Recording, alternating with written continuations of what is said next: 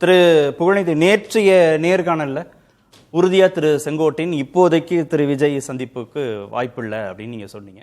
ஆனா சந்திப்பு நடந்துருச்சே. Good evening to புதிய தலைமுறை. நான் வரும்போதே கார்த்திக் சார் இதை கேட்பீங்கன்னு எனக்கு தெரியும். நான் ரெடியாக தான் இருக்கேன். இன்னைக்கு காலையிலையும் சந்தித்தேன். நம்ம டிவியில் அது லைவ்ல போச்சு. இன்னைக்கு காலையிலையும் நான் சந்திச்சு பேசுறப்ப பெரிய குழப்பத்தில் இல்லை, செங்கோட்டையன்ட்ட பேசிட்டு வந்துட்டேன், அவர் போகலன்னு சொல்லிட்டு. கரெக்ட், அதுக்கு தான் வரேன் நான். இன்னைக்கு காலையில் அவர்கிட்ட நான் பேசும்பொழுது ரொம்ப குழப்பமாக இருக்குது, இன்னும் ஒரு தெளிவான முடிவுக்கு நான் வரல. இது பேசும்போது 10 மணி 10:10 இருக்குங்க. நான் தெளிவான முடிவுக்கு வரல, நான் இதுக்கு முன்னாடி ராஜ்பவன் போகிறேன், இது சட்டமன்றத்துக்கு போகிறேன் அப்படிலாம் சொன்னார். அப்போ நீங்கள் என்ன டிசைட் பண்ணிட்டீங்களான்னு கூட கேட்டேன். இல்லவே இல்லை, நான் உங்கள்கிட்ட சொல்லாமல் செய்ய மாட்டேன், நான் உங்கள்கிட்ட சொல்கிறேன்னாரு. சரிங்கன்ட்டு வெளியே வந்தேன். அவர் கூட இருக்கவங்கெல்லாம் ஃபஸ்ட் ரூமில் உட்காந்தேன். கோபிச்செட்டிப்பாளையத்தில் வந்திருக்கின்ற கழகத்தினுடைய நிர்வாகிகள் இருந்தாங்க. அவங்க என்னிடத்தில் அண்ணா அண்ணாங்க உள்ளே போய் அவங்கள்ட்டையும் விஷ் பண்ணி பேசினேன். அவர்களும் அண்ணன் என்ன முடிவு எடுத்திருக்காருன்னாங்க. அது தெரியாமலே கோபியிலிருந்து கூட வந்தீங்களா நீங்கன்னு கேட்டேன். நான் இப்படி தாங்க நானும் தடுமாறிக்கிட்டு இருக்கேன்னு சொன்னேன். ஆகவே இந்த நிலைப்பாடு எப்பொழுது மாறியது? இப்போ நீங்கள் சொன்னதை வச்சு செங்கோட்டையன் விஜயை சந்திக்க மாட்டான்னு தம்ப்நெயில் வச்செல்லாம் இன்டர்வியூ ஆனர் போய் எல்லாம் இப்போ ஆனியர் போனது மாத்திரம் இல்லை, பல தொலைக்காட்சிகள் அதை செய்தியாகவும் கொண்டு வந்தது சார்.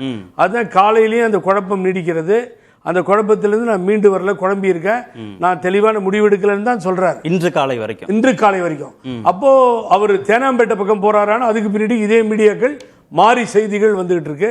அமைச்சர் பேசுறார், திமுக பேசுது அப்படின்றதையும் நம்ம பார்த்தோம். அதுக்கு பின்னாடி தான் ஈவினிங் இந்த முடிவு எடுத்து அவர் அங்கே போறார். ஆகவே ஒன்று, அவர் மறைத்திருக்க வேண்டும். நான் தவறுதலாக சொல்லியதை நான் ஏற்றுக்கொண்டிருக்கிறேன், தவறில்லை. ஆனால் அதை மறைத்திருக்கிறார். அங்கதான் உங்ககிட்ட சொன்னதை வச்சு தானே சொல்றாரு. நீங்க தவறுதலா சொல்லல. அதாவது திரு செங்கோட்டையன் பேசி அவர் சொன்னதன் அடிப்படையில் நீங்க சொல்றீங்க. ஆமா, பேசி இல்லை இல்லை இல்லை என்று மருத்துவர். அதுதான் சார். ஒன்னே ஒன்று என்ன தெரியுமா கார்த்திக் சார், நான் இவருக்கு நான் பதில் சொல்ல விட மாட்டேன், பதில் சொல்றேன் இந்த லெவலுக்கு. பட்டு ஒரு வெளிப்படையான தன்மை வேண்டும் இல்லை கார்த்திக்? எவ்வளோ அரசியலை பார்த்துட்டோம், எவ்வளோ வருஷம் பார்த்துட்டோம். ஏன் நான் சாயங்காலம் போய் சேர போறேன் விஜய் இல்ல செங்கோட்டையன் பத்தி தான் பேசுறாரு. அதான் யாருக்குன்னு சொல்லிரட்டும். இல்ல இருக்கட்டும், உங்களுக்கு இல்ல, அங்க போய் நான் பார்க்க போறேன். ஆகவே இது என்னுடைய பிளான், நான் போய் சேர போறேன்.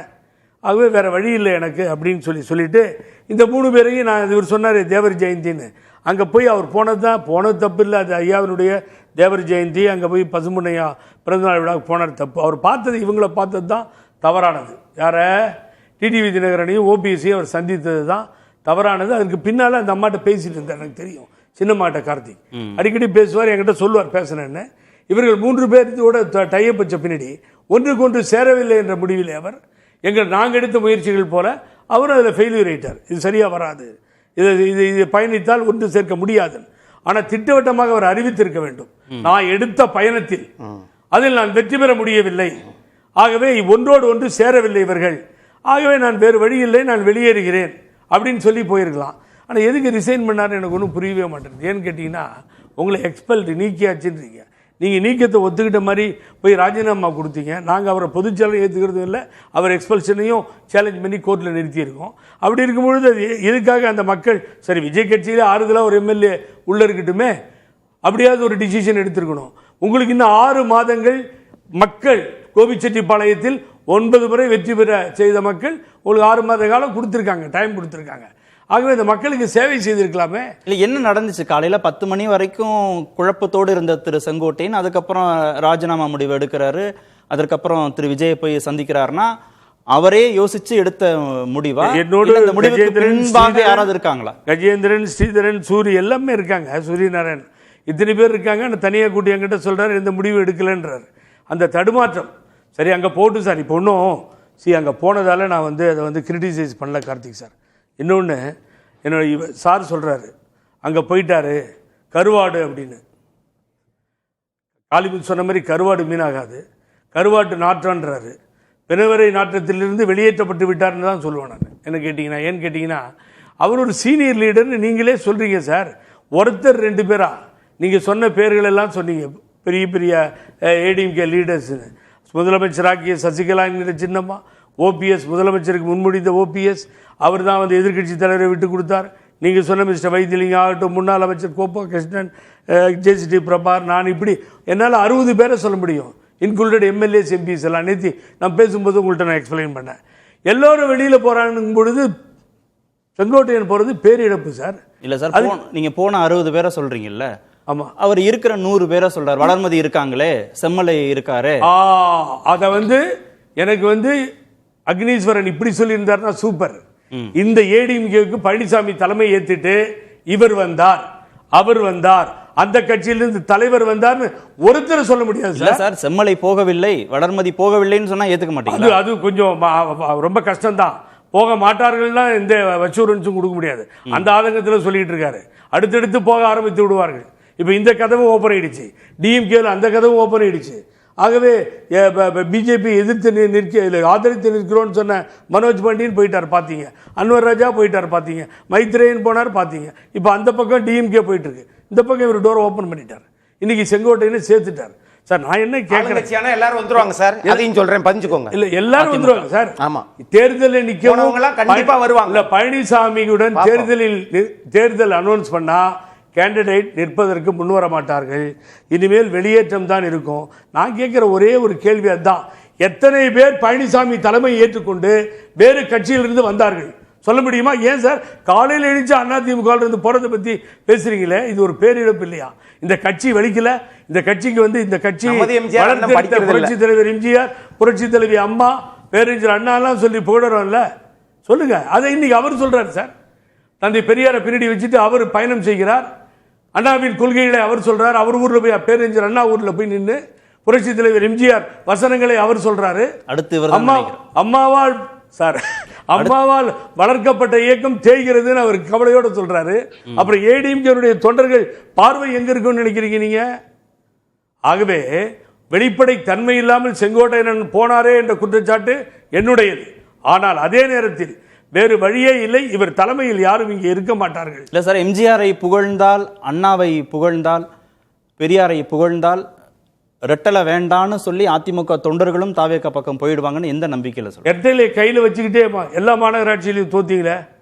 நான் ரெட்டலையை தவறாக பேச மாட்டேன், எனது உயிர் அது. ஆனால் ரெட்டலை இருக்கும் பொழுது எல்லா மாநகராட்சியும் போச்சு, எல்லா பேரூராட்சியும் போச்சு, நகராட்சியும் போச்சு. எங்கேயோ ஒரு இடம் 2 இடம் விட்டு ஆண்டிப்பட்டியில் 1 ஓட்டு 2 ஓட்டு வந்துச்சு. அப்பெல்லாம் ரெட்டலை தானே இருந்தது. 90% டிஎம்கே நகராட்சியில் உள்ளாட்சியில் ஜெயிச்சது. அப்ப ரெட்டலை இல்ல, எங்க போச்சு ரெட்டலை? கொரோனா கிட்டு போட்டு 5 மணிக்கு மேல ஓட்ட போட்டா எல்லாம் ஜெயிக்க தான் செய்யும் சார். இதெல்லாம் வேண்டாம் சார். நாம் தமிழர் கட்சி கேஸ் போட்டீங்க, நீங்க ஓட்டு போட்டீங்க, நாங்க ஓட்டு போட்டோன்னு இல்ல. ஓட்டு போடுறதுக்கு இன்னைக்கு இந்த எஸ்ஐஆர் வந்தது. 3 பேர் 3 கருத்து சொல்றாங்க. ஒருத்தர் ஏன் தொகுதி பீகார் மாதிரி பாருங்க, 50,000 ஓட்டை காணும் அப்படிங்கிற திண்டுக்கல் சீனிவாசன், ஜெயிச்சிருவோம் நாங்களும் பீகார் மாதிரின்றாரு. இன்னொருத்தர் டெல்லி வரைக்கும் கம்ப்ளைண்ட் கொடுக்க போறாரு சிவி சண்முகம். இவர் வரவேற்கிறார் எடப்பாடி பழனிசாமி. ஏதாவது ஜோக்கர்ஸ் கூட ஜோக் அடிக்கிறதுக்கு ஒரு லிமிட் இருக்கு. மாறி மாறி பேசுறதுங்கிறது ஒரு லிமிட்டுக்கு மேலே போய் பேசி குழப்பத்தை உண்டாக்கி, ஆகவே இப்படிப்பட்ட சூழ்நிலை. அதுக்கு அக்னீஸ்வரன் வருந்த வேண்டும். ஒரு சீனியர் லீடர் போறாரு இங்கிருந்து சொன்னா இந்த கட்சி வருந்த வேண்டும். வருந்துறாரு சார். அவர் போயிருக்க கூடாதுன்னு தான் சொல்றாரு. தாவேகாவுக்கு போயிருக்க கூடாது, குறைந்தபட்சம் அவர் திமுகவுக்காவது போயிருக்கலாம், தாவேகாவுக்கு போயிருக்க கூடாதுன்னு வருந்துறாரு. நீங்க வெளியே போன பின்னாடி அங்க போன என்ன, தேனாம்பேட்டைக்கு போனா இன்னொரு அங்க போன என்ன, that is not the issue. அது கிடையாது. அவரும் திராவிட இயக்க தலைவர்களை கொண்டாடுகிறார், திராவிட முன்னேற்ற கழகமும் கொண்டாடுகிறது. சட்டமன்றத்தில் வந்து புரட்சி தலைவர், மக்கள் தலைவர் எம்ஜிஆர் முதல்வர் சொல்றார். இதுதான் நடக்குது சார். அது இல்லை சார். ஒன்று ஒன்றா போயிட்டு இருந்து அது கட்சி காணாமல் போகுதுன்ற அந்த துடிப்பு எங்களுக்கு இருக்கு இல்லையா, அந்த ஆதங்கம் இருக்கு இல்லையா? மீண்டும் திரு புகழேந்தி, திரு டிடிவி தனிக்கட்சி தொடங்கி போட்டியிடும் போதோ, திரு ஓபிஎஸ் சுயேட்சையாக போட்டியிடும் போதோ அதிமுகவுக்கு ஏற்பட்ட சேதாரம் பாதிப்பை விட தாவேகாவுக்கு திரு செங்கோட்டையன் போகிற போது இருதுருவ அரசியலின் தன்மையே மாறிடும் அப்படின்னு சொன்னாங்கல்ல. அவ்வளவு பெரிய பாதிப்பு அதிமுகவுக்கு ஏற்படும்னு தெரிஞ்சேவா அவர் நகர்றாரு? நான் உங்களுக்கு கிளியரா சொன்னேன், ரொம்ப நீட்டா. எங்கெல்லாம் ஒரு 30,000 40,000 வாக்குகளை ஸ்ட்ராங்காக வச்சிருக்க எம்எல்ஏஸ், அதாவது 65 + 1 66 ஜெயிச்சா 51 இடத்துல சென்ற சட்டமன்ற தேர்தலில் தொடர்ந்து 2வது முறை 3வது முறை அனைத்து இந்திய அண்ணா திராவிட முன்னேற்ற கழகம் வெற்றி பெற்றிருக்கிறது. அது ஒன்றும் பெரிய சாதனையாக கிடையாது. ஆகவே அம்மா மறைந்த பின்னால் இப்படிலாம் போயிட்டுருக்கு உங்களுக்கு. நீங்கள் இப்போ கேட்குற மாதிரி 24 சீட்டு இருந்து டிடிவி தினகரன் அன்றைக்கே ஒத்து போயிருந்தால் எப்படியே இருக்குன்றதை நீங்கள் கால்குலேட் பண்ணிக்கலாம். நான் சொன்னதை கரெக்டாக கேப்சர் பண்ணிட்டார் சுவாமிநாதன். அந்த வாக்கு கால்குலேஷனை மிக சரியாக அதை ஒத்துக்கிட்டார் அவர். நான் கேட்குறேன் சார், இந்த தகராறு எங்கே ஸ்டார்ட் ஆச்சு? அத்திக்கடவு அவிநாசி திட்டம். திட்டத்துக்கு வித்திட்ட ஒரு புரட்சி தலைவி அம்மா, பணம் ஒதுக்கியவர், எல்லாம் நடந்தது. பம்பிங் சிஸ்டம் வந்தது. அந்த விவசாயிகள் நடத்திய கூட்டத்திற்கு போகும்போது தலைவர் படமும் அம்மா படமும் இல்லாமல் எடப்பாடி பழனிசாமி போகிறார். நியாயமா சொல்லுங்க பார்ப்போம். அது போகலாமா நீங்கள்? அதுதானே அன்னையிலிருந்து தானே திரு செங்கோட்டையன் உங்களுக்கும் தகராறுன்றது அதிகமாக ஏகப்பட்டது போச்சு. வாழப்பாடி ராமமூர்த்தி காவேரி இஷ்யூக்காக ரிசைன் பண்ணுறார். சின்னத்தை வாங்கிக்கிட்டு அந்த சின்னத்தால் தான் நீ ஜெயிச்சேன்னு சொல்லி திராவிட முன்னேற்ற கழகம் சொன்னபோது விடுதலை சிறுத்தைகளின் கட்சியினுடைய தலைவர் திருமாவளவன் நீட்டாக ரிசைன் பண்ணிட்டார், எனக்கு வேண்டியது இல்லைன்னு சொல்லி. ஒரு எய்ம், ஒரு கொள்கை கோட்பாடுகளுக்காக ஒரு ராஜினாமா இருக்கணும். 6 மாதம் நீங்கள் அந்த சட்டமன்றத்தில் விஜய் கட்சியினுடைய சட்டமன்ற உறுப்பினர் போகலாமே. நீங்க ராஜினாமா எந்த மக்கள் தேர்ந்தெடுத்தாங்களோ அவங்க அனுமதி வாங்கிட்டு ராஜினாமா செய்யாம போனா ஏன் செய்யாம போயிட்டாரு சார்? அதை இப்ப அவர் கேக்குறாருல, இந்த கட்சினால தானே நீங்க லாபம் அடைஞ்சீங்க. அதை யார் கேட்க முடியும்னு கேட்டீங்கன்னா, மக்கள் செல்வாக்கு படைத்த புரட்சி தலைவர் எம்ஜிஆரோ அம்மாவோ கேட்கலாம், என்னாலதான் நீ ஜெயிச்சேன்னு சொல்லி. அதை எடப்பாடி பழனிசாமி கிளைம் பண்ண முடியாது. அவரால் ஜெயிக்கல, அது நல்லாவே அவருக்கும் தெரியும். அவர் போனா ஒரு 1000 ஓட்டு வராது. அதே தொகுதியில் தோப்பு வெங்கடாச்சலம் என்ற இதனம் திராவிட முன்னேற்ற கழகத்தினுடைய மாவட்ட செயலாளர் இருக்கார். அந்த மாவட்ட செயலாளருக்கு சீட்டு கொடுக்கப்படவில்லை. கிரீன்ஹவுஸ் ரோடில் உட்காந்து அடறாரு. இவர் கண்டுக்கல பழனிசாமி, பர்சனல் தகராறு மாதிரி விட்டாருங்க. தனியா நின்று 10,000 ஓட்டு வாங்கினாருங்க. இன்னைக்கு திமுக மாவட்ட செயலாளர் இருக்காருல்ல, இந்த தலைமையை ஒத்துக்காம தானே வெளியில போறாங்க. ஆகவே என்னை பொறுத்தவரை ராஜினாமா செய்யாமல் இருந்திருந்தால் மேலும் செல்வாக்காக சட்டமன்றத்தில் போக வேண்டியதான் சார். நீங்க ஏன் போய் நிக்க வேண்டியதான்? விஜயனுடைய கட்சியினுடைய ஆதரவாளர் அப்படின்னு நிக்க வேண்டியதானே. ஒண்ணு புரியுது, அடுத்து திரு புகழேந்தி தாவேகா போறார். இல்ல சார், நான் நியாயமா பேசிட்டு இருக்கேன். இல்ல, எம்ஜிஆர் புரட்சி தலைவர் எம்ஜிஆர் அம்மாவையும் இவங்க மறைச்சா அவர் எடுத்து கொண்டாடுறாரு விஜய்.